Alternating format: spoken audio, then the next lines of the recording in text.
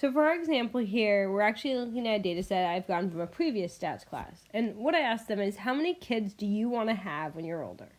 So this is the number of kids people told me they wanted to have. Notice I've got numbers from 0 up to 5.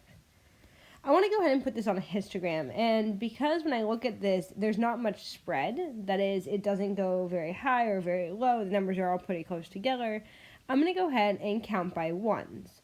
When I do that then, I'll go ahead and set up a little frequency table, and I'll put my observations on the side, so I have 0, 1, 2, 3, 4, and 5 as possible answers.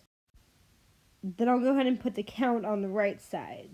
So there were 3 zeros, 3 ones, 4 twos, 7 threes, 3 fours, and 1 5. So once again, I've got my observations over here and the count over here.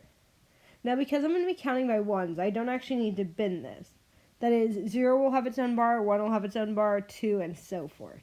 So what I need to do here is set up my vertical and my horizontal axis. Now with these, I'll mark out my intervals. Because I'm counting by ones, I'm going to go ahead and put 0 here.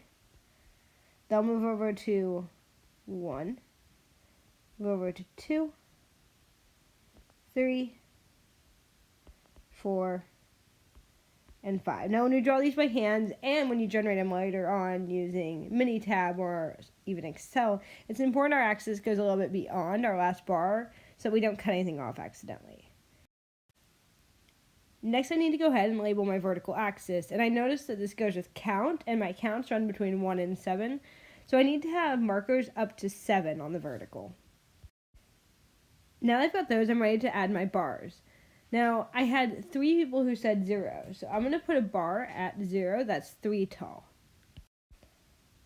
Notice that my bar stops midway between 0 and 1. That's because technically I'm including values from negative 0.5 up to 0.5 in this interval. Now, there's no negative 0.5 children, right, or 0.5, so really all this is including is 0, but it's important in a histogram that my bars link up to each other. That is, they butt up against each other. My next bar will be 3 tall, then 4, then 7, then 3, and 1. At this point, our histogram is actually complete. On our horizontal axis there, we have our observations. That is, people told us 0, 1, 2, 3, 4, or 5 kids. On the vertical axis, we have the count, how many people told us that.